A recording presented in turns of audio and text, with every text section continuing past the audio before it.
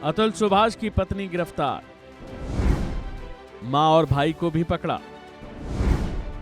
अब खुलेंगे सारे राज। AI engineer Atul Subhash case में आज एक बड़ी खबर सामने आई है। इतने दिनों से पुलिस जिनकी धरपकड़ के लिए दबिश दे रही थी, आज वो पुलिस के हत्थे चढ़ गए हैं।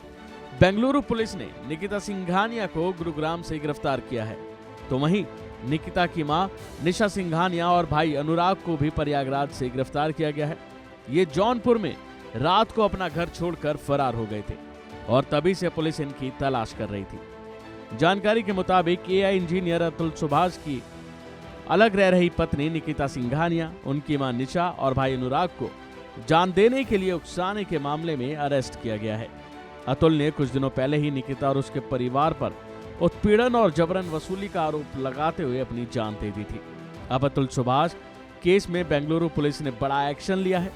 इस केस में आरोपी निकिता को पुलिस ने गिरफ्तार किया है, वो भी गुरुग्राम से, और इसके अलावा अतुल की सास और साले को प्रयागराज से गिरफ्तार किया है।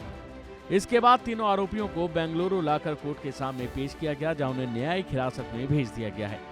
इस मामले में निकिता के रिश्तेदार सुशील सिंघानिया की भूमिका की भी जांच कर रही है और पुलिस उसको भी गिरफ्तार करने में लगी हुई है।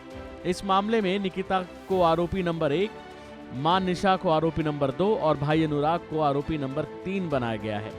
निकिता के परिवार वालों ने पहले पुलिस से कहा कि वह जांच में सहयोग करेंगे, लेकिन जब बेंगलुरु पुलिस जौनपुर पहुंची तो वो कहने लगे कि वकील के साथ ही जल्द मिलेंगे और फरार हो गए। तभी से पुलिस इनको पकड़ने के लिए भागा दौड़ी कर रही थी।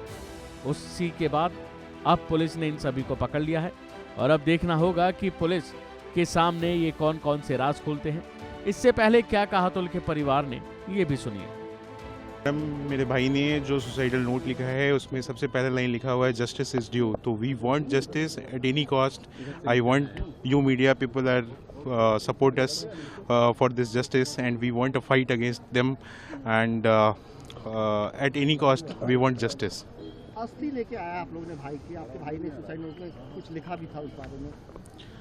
सर उसने ये लिखा है कि अगर उसे जस्टिस मिली तो उसकी अस्थियों को गंगा में बहा दिया जाए। अगर उसको जस्टिस नहीं मिलती है और करप्शन और जिस तरह से मेंटल हरासमेंट इसी तरह अगर किया जाएगा और उसे कोर्ट को डिसीजन में देने में अगर इतना करप्शन है, तो उसने लिखा है कि अगर उसे जस्टिस नहीं मिलती है तो कोर्ट के बाहर ही कोई गटर में उसकी अस्थियों को बहा दिया जाए। किस लेवल का मेंटल हरासमेंट से उनको प्रताड़ित हुए थे, कैसा टॉर्चर हो रहा था, कुछ बताइए। आप लोगों ने देखा है उसके 80 मिनट का वीडियो, उसमें आप एक एक पॉइंट पे उसने बात किया है, एक एक चीज़ों पे उसने बात किया है और इससे आप लोगों को अंदाज़ा लगाया जा सकता है कि किस लेवल का हरासमेंट इंडिया में चलता है। कोई कानून या कोई भी ऐसा एक लॉ जो इंडिया में है, अगर आप लोग को पता हो तो हमें बताया जाए कि जिसमें मेन को कोई सुरक्षा मिलती है।